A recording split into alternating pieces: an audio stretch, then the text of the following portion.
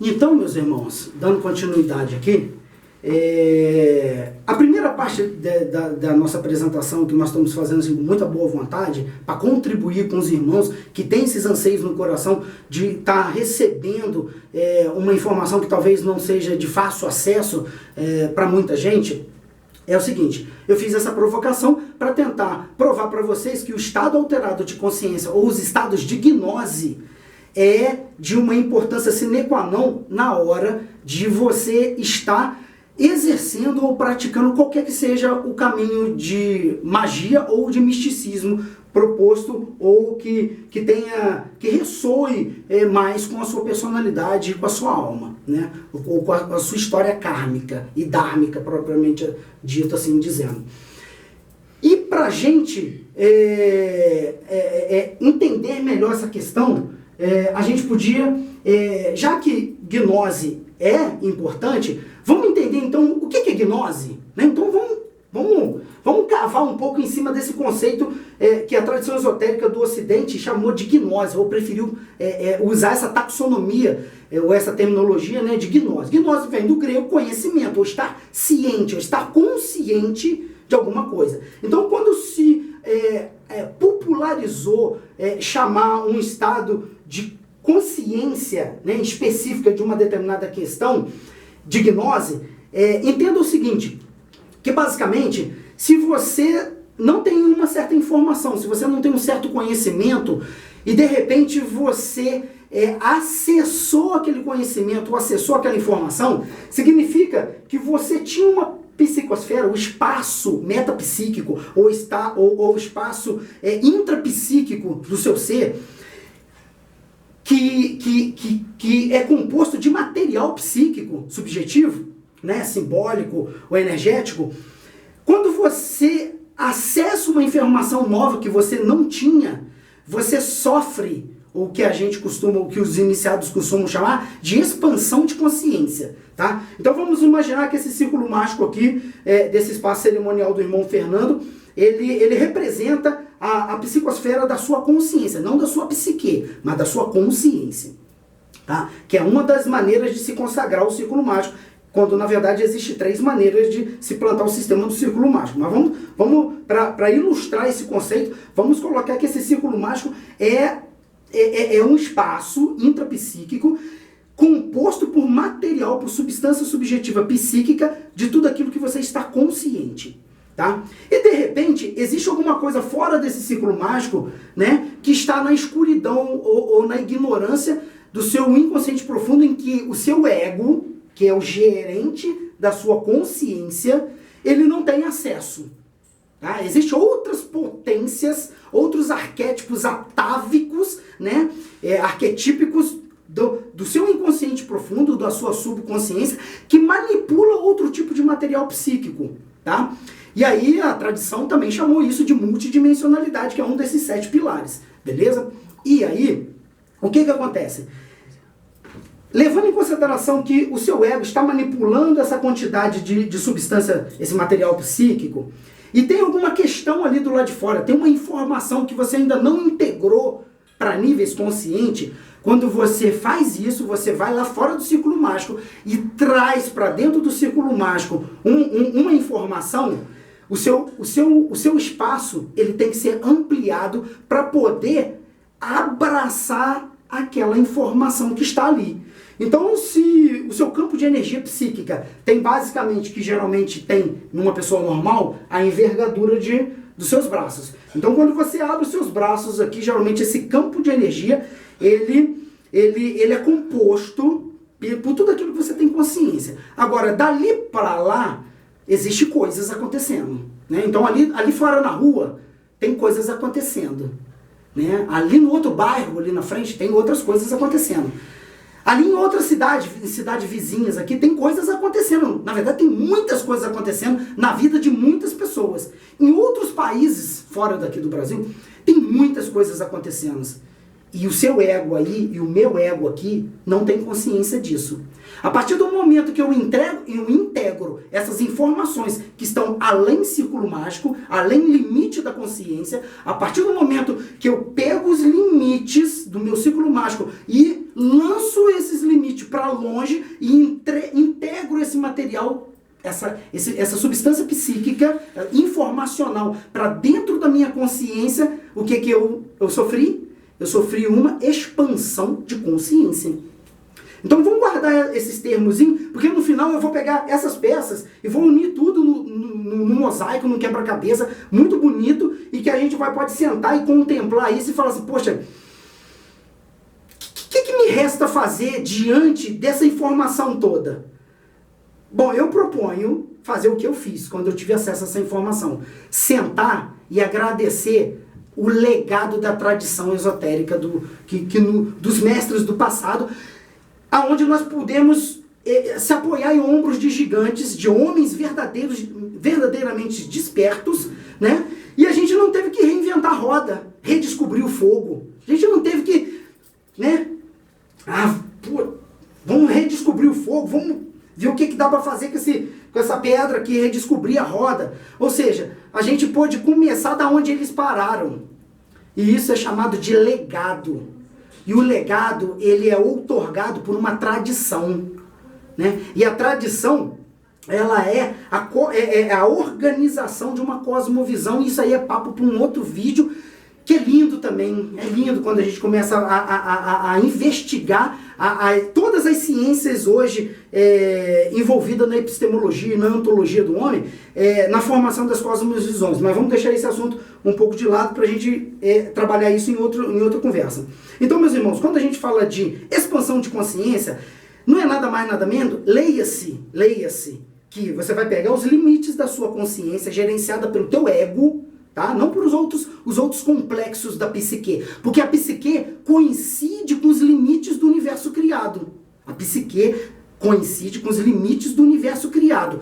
Depois do universo criado, no além-abismo, você já está saindo dos níveis da psique e entrando em níveis de espiritualidade transcendental. E abaixo dos níveis da psique, a gente já está entrando na dimensão espaço-tempo da matéria. Então, Jung, quando ele faz essa classificação, não querendo dizer que todo o material do Jung está correto, que ele acertou em tudo, porque ele não era um iniciado nos mistérios da antiguidade, ele era um cientista tentando olhar com a metodologia científica para as tradições esotéricas, e em algumas coisas ele acertou, outras coisas ele errou, mas nas coisas que ele acertou, ele ajudou a mente moderna, a psique moderna, a entender o pensamento do homem antigo, a cosmovisão das tradições antigas. Então, no que ele acertou, nisso ele acertou, onde ele pegou a psique humana, colocou no meio do caminho das energias espirituais e materiais, e aí ele criou vários complexos dentro da dinâmica do seu inconsciente, do ser propriamente dito, da psique, né? E um desses complexos é a consciência. Outros complexos são os outros arquétipos previstos pela tradição. E esse complexo chamado de consciência é regido por um atavismo, um programa de autoconsciência que é chamado de ego. É o cara que fica aqui no meio, né, gerenciando as informações que entram dentro desse complexo chamado consciência. E aí, meus irmãos, que entra a grande sacada da tradição esotérica do Ocidente.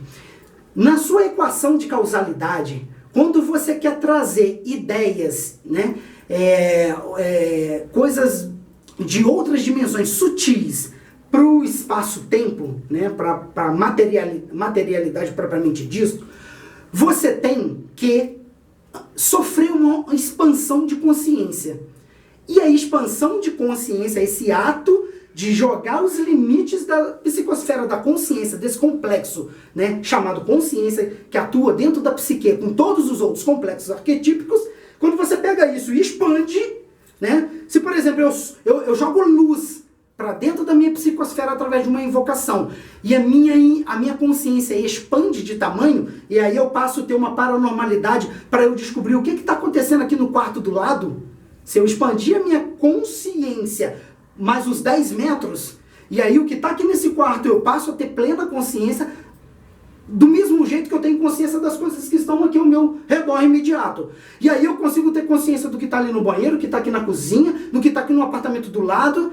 Isso significa que eu sofri uma expansão de consciência. E essa expansão de consciência é o que os mestres do passado chamavam de gnose. E aí você tem gnoses e gnoses. Assim como você tem estrelas e estrelas. E aí, assim como você tem despertos e despertos. Estados de samadhi a estados de samadhi. E aí, meus irmãos, entenda o seguinte, que já que a questão que a gente está levantando aqui é a gnose, leia-se, expansão da consciência, entendam que quando você está fazendo essa alteração dos seus estados de consciência, essas alterações da consciência desse complexo, regido pelo ego, ele pode ser tanto para fora, quanto uma expansão, ou essa alteração de consciência pode ser para dentro. Você pode diminuir o estado de consciência. E aí, isso é chamado de transe. E quando você expande, isso é chamado de êxtase.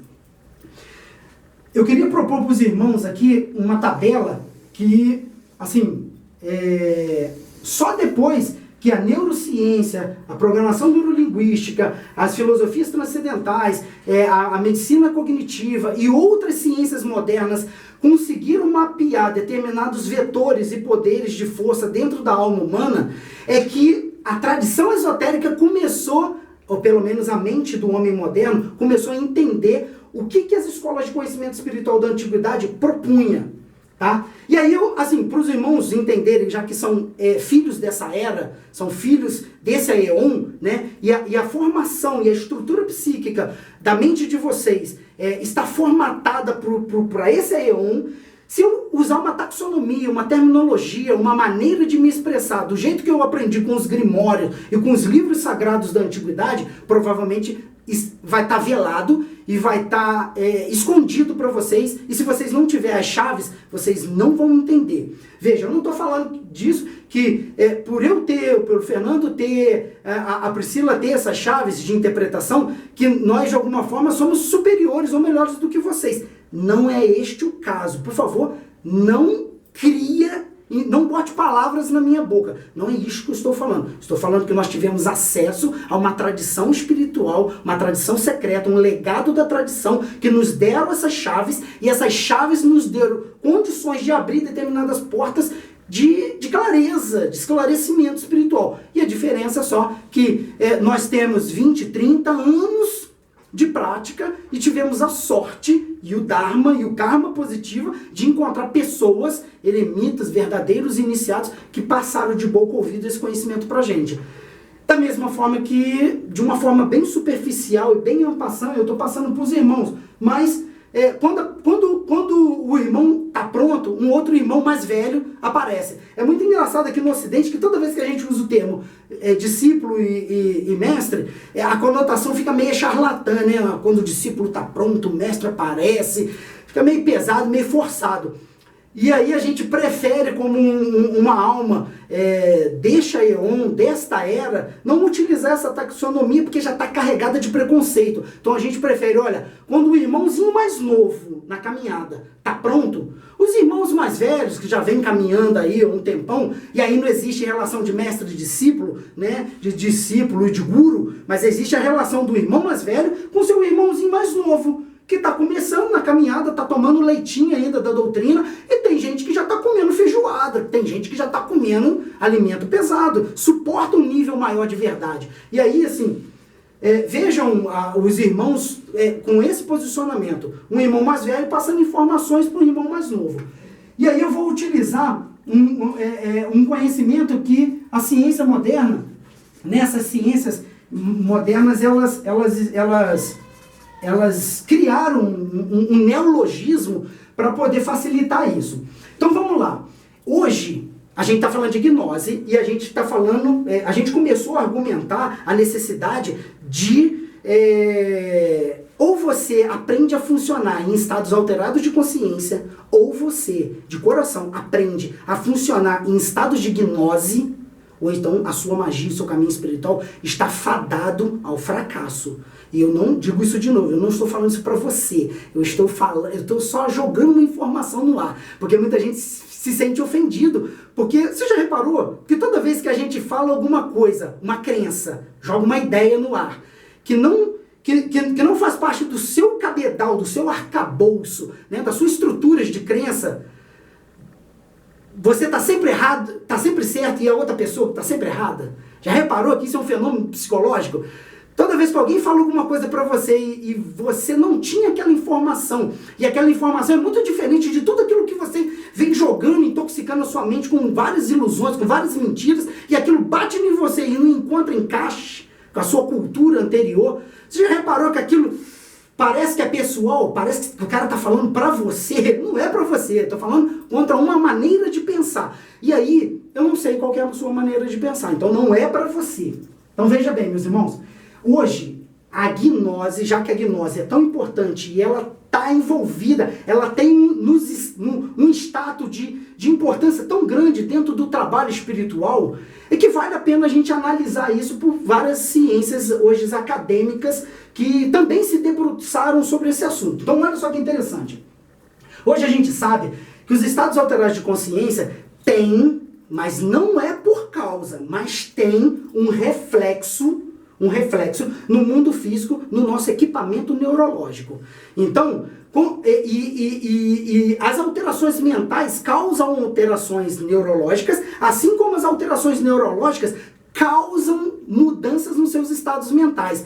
Os dois fluxos é uma via de mão dupla, é correto. Então, se você começar a mudar os seus pensamentos, você vai mudar os seus estados emocionais, seus estados de humor, e esses estados de humor vão induzir produção de neurotransmissores e neurohormônios e novas formações de circuitos neurológicos dentro do seu equipamento neurológico cerebral que vai entrar em sintonia com esses estados mentais. Só que o contrário também é verdade.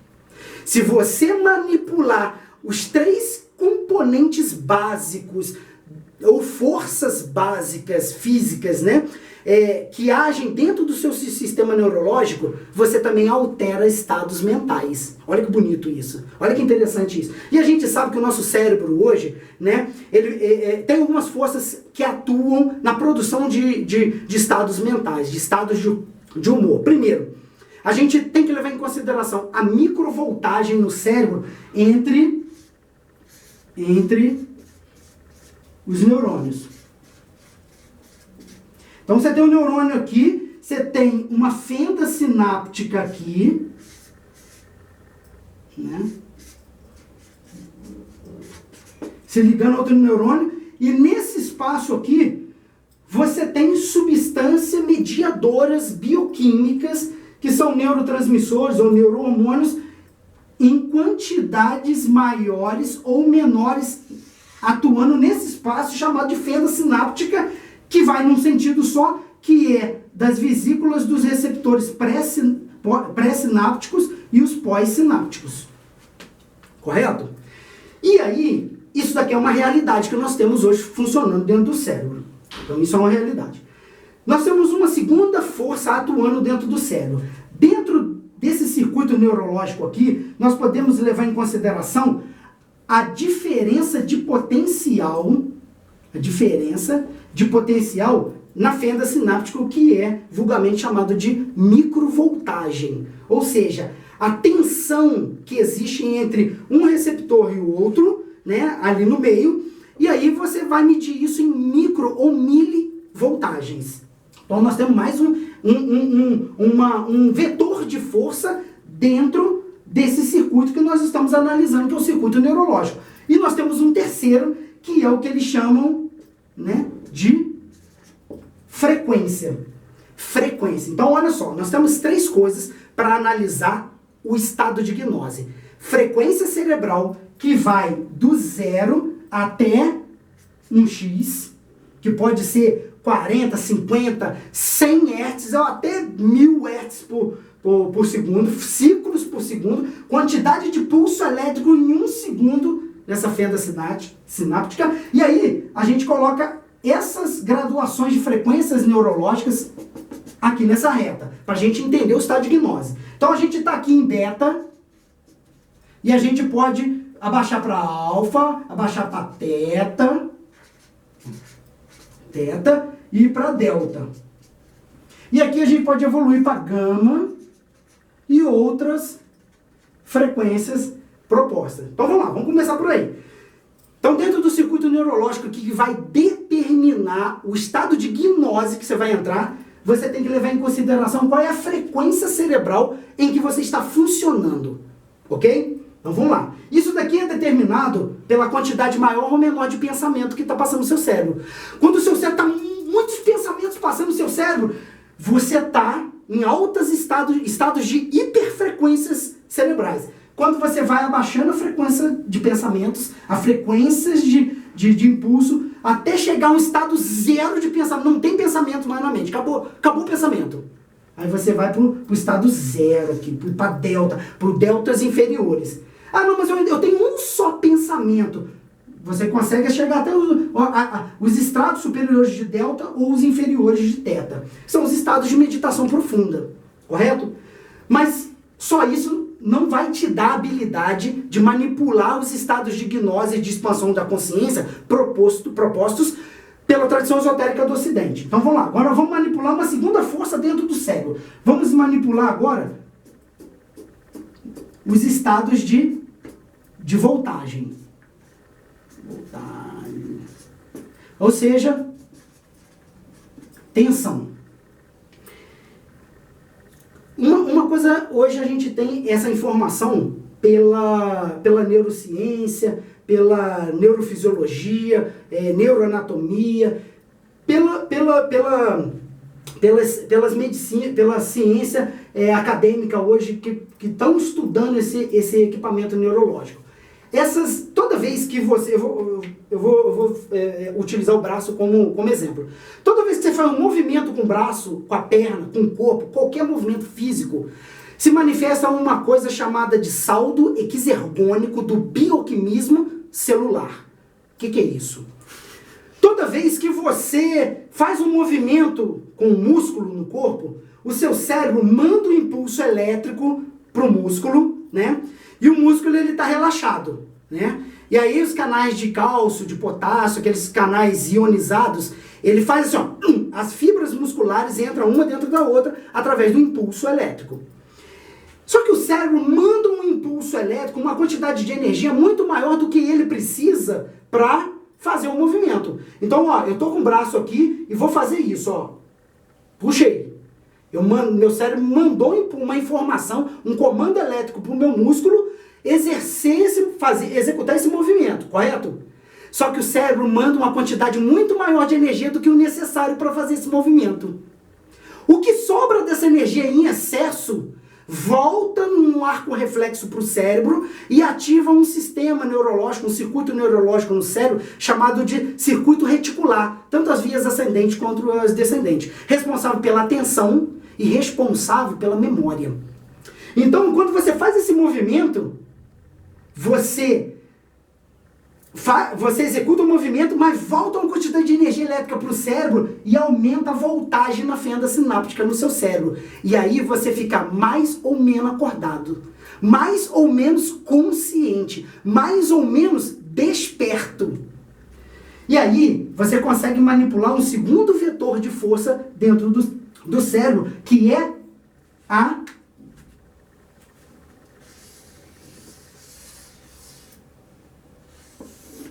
atenção.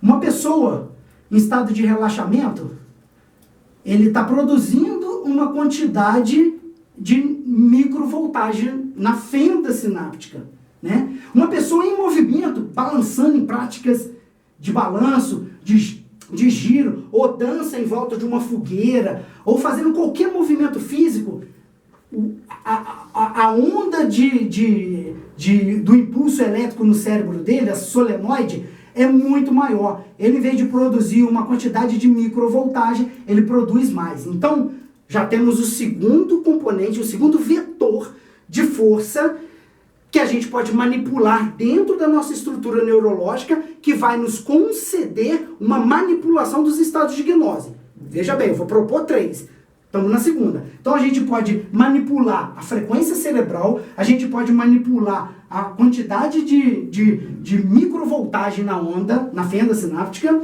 correto? E aí a gente tem uma terceira reta. A gente sai do plano e a gente entra no volume.